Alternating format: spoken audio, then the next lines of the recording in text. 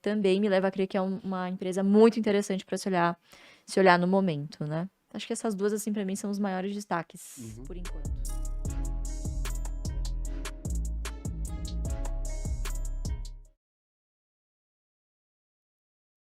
Eu acho que tem uma fragilidade que é o seguinte, eu duvido muito que essa fé que as pessoas têm hoje, porque tem uma legião de, né, seguidores ferrenhos aí dos FIIs.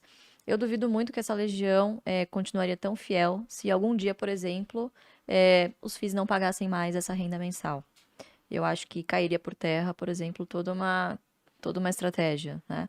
Já as ações já se provaram inúmeras vezes em diversas outras adversidades, né? Inclusive na tributação de dividendos. Então, até 95, o dividendo no Brasil era tributado. E a estratégia não morreu, inclusive ela nasceu numa época em que os dividendos eram tributados, né? Então, pensando em perenidade e pensando justamente também no que o Fábio disse de oportunidades, né? Realmente, de fato, quando você aprende a fazer isso com ações, você simplesmente não quer fazer com outra coisa, né? Sobre renda fixa, eu gosto de dividir em 3 caixinhas, né? A caixinha da bolsa, ela tá na terceira, que são os investimentos de longo prazo. Sempre. Sempre. Não pode ser diferente disso. Se o recurso que você está aplicando na bolsa, você pretende usá-lo no intervalo de no mínimo 5 anos. Que geralmente é assim que o povo faz, Geralmente, assim, a gente sabe que é. 5 anos você está sendo... Eu tô sendo ainda, né, um Otimista. pouquinho otimista, né? Eu diria que o longo prazo, ele 5 é meses. muito particular, exatamente. O longo prazo para o brasileiro costuma ser um mês. Longo prazo freestyle. Exatamente, exatamente.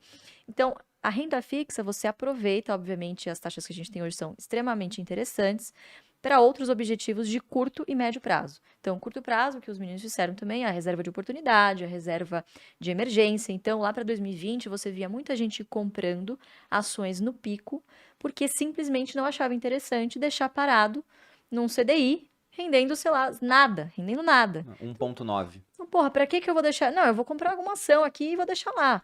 Pô, e o que o cara viu depois foi o negócio despencar, né? Então, a primeira caixinha é do curto prazo.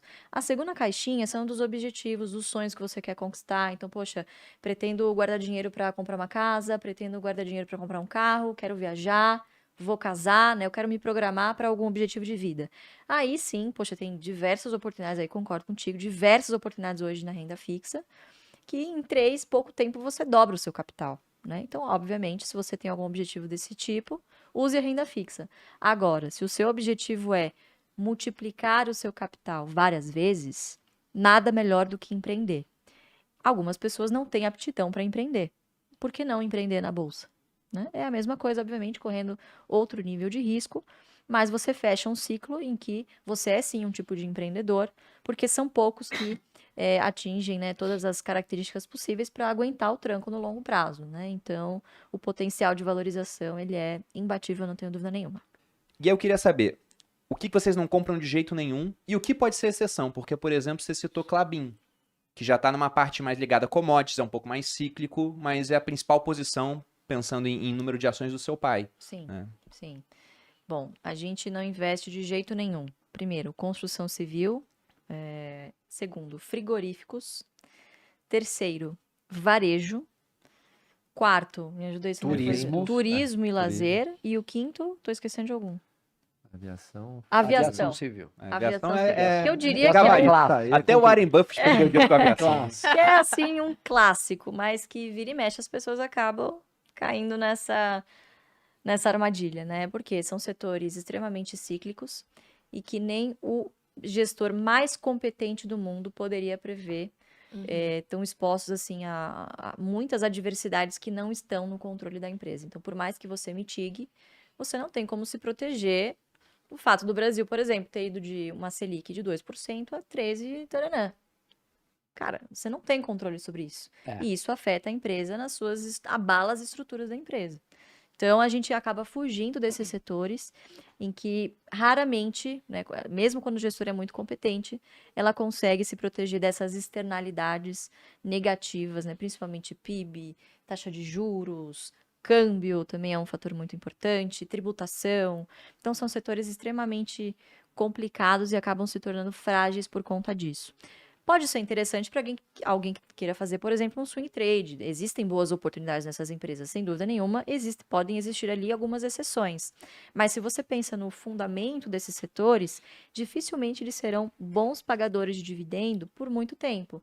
Pode ser que 1 ou 2 anos sejam muito bons e aí, poxa, sobra ali um dinheiro para você pagar um bom dividendo e você apareça no ranking, mas é muito difícil que isso apareça e continue com consistência, justamente por uma característica do setor. Então, para essa estratégia, é muito difícil da gente encontrar exceções. Óbvio que existem excelentes empresas nesses setores, mas para essa estratégia a gente acaba deixando um pouquinho de lado. E o fato da gente ter uma prioridade, né, de você seguir uma linha de raciocínio, você precisa fazer as pazes consigo mesmo de que você vai olhar para o lado, você vai ver outras oportunidades que são boas, mas você vai ter que deixar passar. Porque essa que você está olhando ou é melhor, ou você já estava ali traçando um caminho que não dá mais para você voltar atrás.